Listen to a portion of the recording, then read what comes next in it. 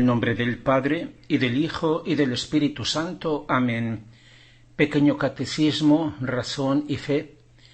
El capítulo 22 trata del cumplimiento del ideal de Dios, de su reino. Lo dividimos en dos partes debido a su duración. Hablamos de los tiempos de la historia según Dios. Dos son las venidas del Señor. La primera venida como Redentor, la segunda como Rey. En la primera venida como Redentor, el Señor reparó la imagen divina, deformada y casi irreconocible en el hombre. En la segunda venida como Rey, es para darle de nuevo la semejanza divina perdida, llevando a quien lo acoge al orden, al puesto que Dios le asignó y a la finalidad para la que fue creado. La primera venida del Señor fue para salvar al hombre, abriendo de nuevo las puertas del cielo, para que entre quien quiera. La segunda venida es para salvar no ya el hombre, sino el decreto eterno de su reino, haciendo descender el cielo y renovando así la faz de la tierra. Con la primera venida, el Señor hace de manera que el hombre pueda subir al cielo. En la segunda venida es el cielo el que ha de bajar a la tierra y renovarla. Fruto de su primera venida es dar la vida divina de la gracia, haciendo que el hombre vuelva a ser hijo de Dios. Esta es la primera resurrección, que es espiritual. El fruto de su segunda venida es dar al hombre en gracia la posesión de su reino, la plenitud de los bienes de la creación, de la redención y de la santificación. La primera venida o adviento, en la que el Señor nos redimió, fue en la plenitud de los tiempos. Su segunda venida o parusía es al fin de los tiempos de espera y llegada del tiempo tan esperado, fin de los tiempos de angustia y llegada del tiempo del cumplimiento del reino. Como dijo San Pedro: arrepentíos y cambiad vida, para que sean cancelados vuestros pecados y así puedan llegar los tiempos de la consolación por parte del Señor, y Él envíe a aquel que os había destinado como Mesías, Jesús. Él debe ser acogido en el cielo hasta los tiempos de la restauración de todas las cosas. Así dijo San Pedro después de Pentecostés. Por eso los tiempos de la historia son marcados por el comienzo de los tiempos o comienzo de la historia del mundo, la plenitud de los tiempos, el fin de los tiempos y el fin del mundo o de la historia. Estas cuatro cosas son los mismos momentos que vemos en la misa, que corresponden al comienzo de la misa, el comienzo de la historia del mundo, la consagración, que corresponde a la plenitud de los tiempos en que nos redimió, al fin de los tiempos, que corresponde a la comunión en que viene a nosotros, y el fin de los tiempos o de la historia corresponde a la bendición final. Entre los dos últimos momentos ha de haber, por tanto, un tiempo glorioso de muchos siglos en que se ha de cumplir el reino de Dios prometido en el Padre Nuestro, el reino de su voluntad en la tierra como en el cielo, como decimos en el Padre Nuestro. El Apocalipsis lo llama el milenio, que aún no ha llegado, imagen del cual fueron los 40 días en que Jesús resucitado, glorioso, quiso estar en la tierra antes de su ascensión al cielo.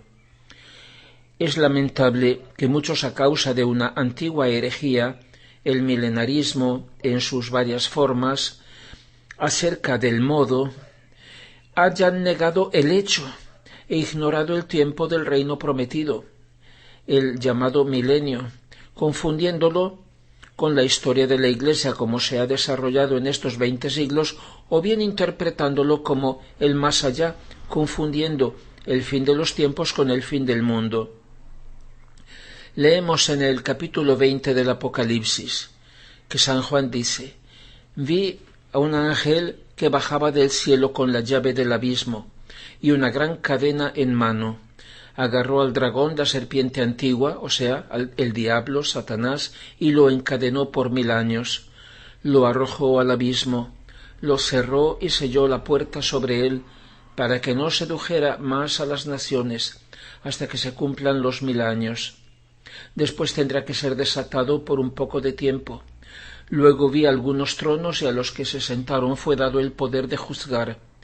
Vi también las almas de los decapitados a causa del testimonio de Jesús y de la palabra de Dios, y cuantos no habían adorado la bestia y su estatua, y no habían recibido su marca en la frente y en la mano, recobraron vida y reinaron con Cristo por 1000 años, mientras que los otros muertos no volvieron a la vida hasta el cumplirse de los 1000 años. Esa es la primera resurrección. Dichosos y santos los que toman parte en la primera resurrección. Sobre ellos no tiene poder la segunda muerte, sino que serán sacerdotes de Dios y de Cristo y reinarán con él por 1000 años.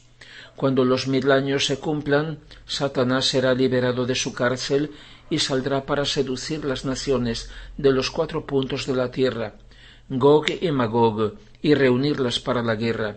Su número será como la arena del mar.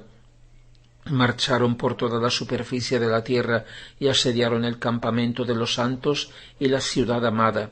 Pero un fuego cayó del cielo y los devoró. Y el diablo que los había seducido fue arrojado al lago de fuego y azufre, donde están también la bestia y el falso profeta. Serán atormentados día y noche por los siglos de los siglos. Bien, ¿qué cosa es el reino de Dios? El reino de Dios es la Iglesia, pero Jesús lo ha comparado con una semilla de mostaza en el Evangelio, semilla que crece hasta alcanzar su pleno desarrollo. Y leemos en el volumen 15 de los escritos de la sierva de Dios Luisa Picarreta lo que el Señor le dice el 28 de noviembre de 1922. Hija mía, mi voluntad es principio, medio y fin de cada virtud. Sin el germen de mi voluntad no se puede decir verdadera virtud. Ella es como la semilla de la planta. Después de que ha hundido sus raíces bajo tierra, cuanto más profundas son, tanto más alto se forma el árbol que la semilla contiene. Así que primero está la semilla. Esta forma las raíces. Las raíces tienen la fuerza de liberar de debajo de la tierra la planta, y al hacerse profundas las raíces, así se forman las ramas, las cuales van creciendo tan altas que forman una bella corona, la cual será la gloria del árbol, que produciendo abundantes frutos, será la utilidad y la gloria de aquel que lo sembró. Esa es la imagen de mi Iglesia. El germen es mi voluntad, en que nació y creció, pero para crecer el árbol necesita tiempo, y para dar fruto, algunos árboles necesitan siglos. Cuanto más preciosa es la planta, tanto más tiempo hace falta. Así es el árbol de mi voluntad, siendo el más precioso, el más noble y divino, el más alto, necesitaba tiempo para crecer y dar a conocer sus frutos. Así que la Iglesia ha conocido el germen, y no hay santidad sin él. Después ha conocido las ramas, pero siempre en torno a este árbol se ha estado. Ahora debe conocer los frutos para alimentarse y gozar de ellos, y eso será toda mi gloria y mi corona, y de todas las virtudes, y de toda la Iglesia. Ahora, ¿de qué te extrañas que en vez de manifestar antes los frutos de mi querer, los he manifestado a ti después de tantos siglos? Si el árbol no se había formado todavía, ¿cómo podía hacer conocer los frutos? Todas las cosas son así. Si se debe hacer un rey, no se corona al rey si primero no se forma el reino, el ejército, los ministros, el palacio. Por último se le corona. Y si se quisiera coronarlo sin formar el reino, el ejército, etc., sería un rey de burla. Ahora mi voluntad había de ser corona de todo y cumplimiento de mi gloria por parte de la criatura, porque sólo en mi voluntad puedo decir todo he cumplido. y yo, viendo cumplido en ella todo lo que quiero, no sólo le hago conocer los frutos, sino que la alimento y la hago llegar a tal altura que supere a todos. Por eso deseo tanto y tengo tanto interés de que los frutos, los efectos, los bienes inmensos que hay en mi querer y el gran bien que el alma recibe con vivir en él sean conocidos. Si no se conocen, ¿cómo se pueden desear? Mucho menos puede alimentar. Y si yo no hiciera conocer el vivir en mi querer, qué significa, qué valores tiene, faltaría la corona a la creación, a las virtudes, y mi obra sería una obra sin corona.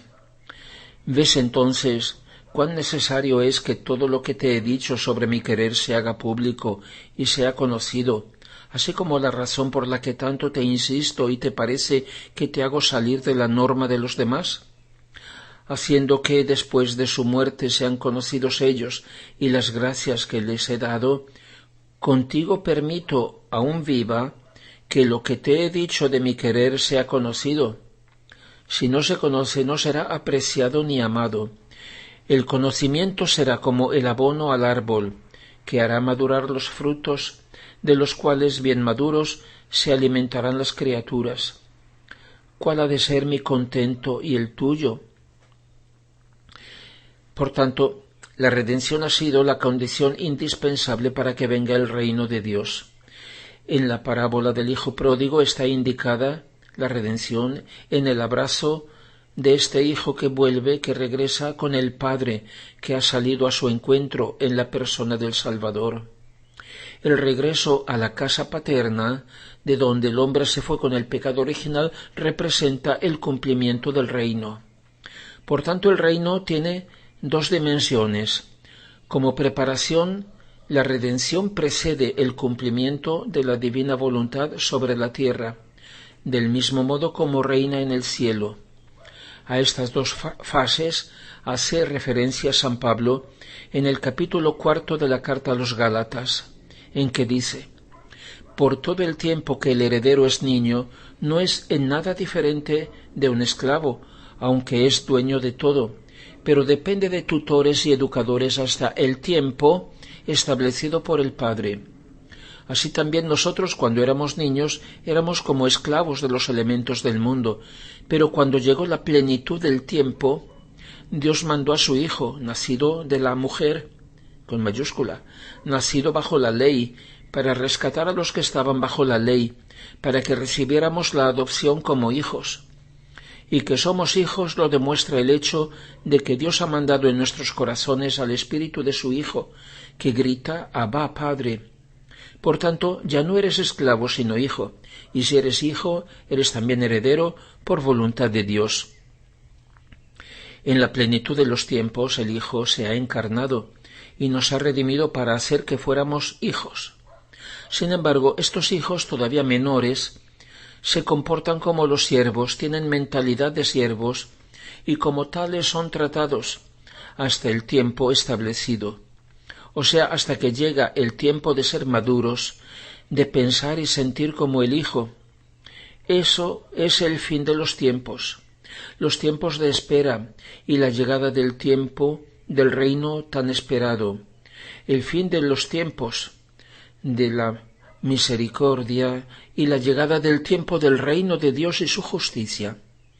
Gloria al Padre y al Hijo y al Espíritu Santo, como era en el principio, ahora y siempre, y por los siglos de los siglos. Amén.